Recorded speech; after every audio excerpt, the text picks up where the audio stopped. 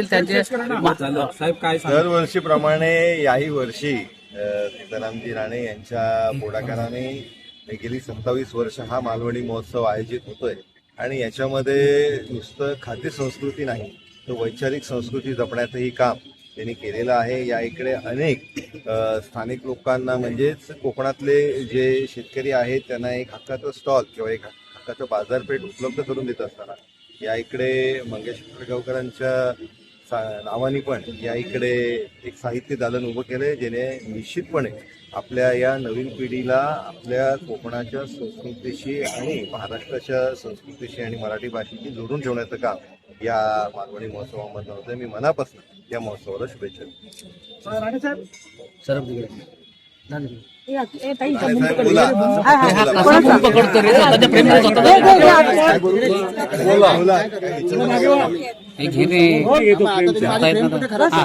नेहमीप्रमाणे हा 27वा मालवणी महोत्सव सुरू होतोय.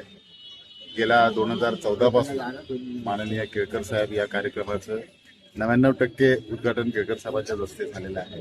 गावकरे साहेबचं त्यानंतर आमदार झाल्यानंतर किंवा मी भारतीय जनता पक्षामध्ये प्रवेश केल्यानंतर किंवा त्यांनी भारतीय जनता पक्षात प्रवेश केल्यानंतर ते सुद्धा दरवर्षी या उत्सवाला आवर्जून भेट देतात, लोकांना मार्गदर्शन करतात. या महोत्सवाचं आकर्षण असं आहे, यावर्षी आम्ही देववर्य कैलासवासी मंगेश पडगावकर कला दालन आपण तयार केलं आहे, साहित्य दालन आपण तयार केलं आहे. त्यामुळे छोटं यावर्षी नवीन ऍड झालेलं साहित्य छोटं साहित्य संमेलन आपण सुद्धा ठेवतोय. सगळ्या प्रकारची भूक या मालवणी महोत्सवाच्या माध्यमातून शमवण्याची आणि ती भागवण्याचा प्रयत्न आमचा आहे. लोकांना खवय्ये आहेत, सगळं मालवणी प्रकारचे पदार्थ. त्याचप्रमाणे व्यावसायिकांना आपण संधी देतोय, कोकणातल्या शेतीपूरक व्यवसाय करणाऱ्यांना व्यापार पेठ मिळवून देण्याचा प्रयत्न करतोय. त्याचप्रमाणे या भागामध्ये आता नवीन तरुण जे काव्य किंवा वाचन प्रेमी आहेत, त्यांच्यासाठी साहित्य प्रेमी आहेत, त्यांच्यासाठी आपण साहित्य संमेलन यावर्षी नवीन सुरू केलेलं आहे. नेहमीप्रमाणे बाकी सर्व आहेच, डबलबारी आहे, दशावतार आहे आणि एक यावेळी नवीन माझं दरवर्षी असतं त्यावर एक व्याख्यान आपण ठेवलं आहे. गणेश शिंदे यांचं ते व्याख्याते मोठ्या प्रमाणात त्यांच्या व्याख्याला गर्दी असते. त्यांचं आहे जीवन सुंदर आहे असं त्या व्याख्यानाचं नाव आहे. हे आपण यावर्षी ठेवलेलं आहे.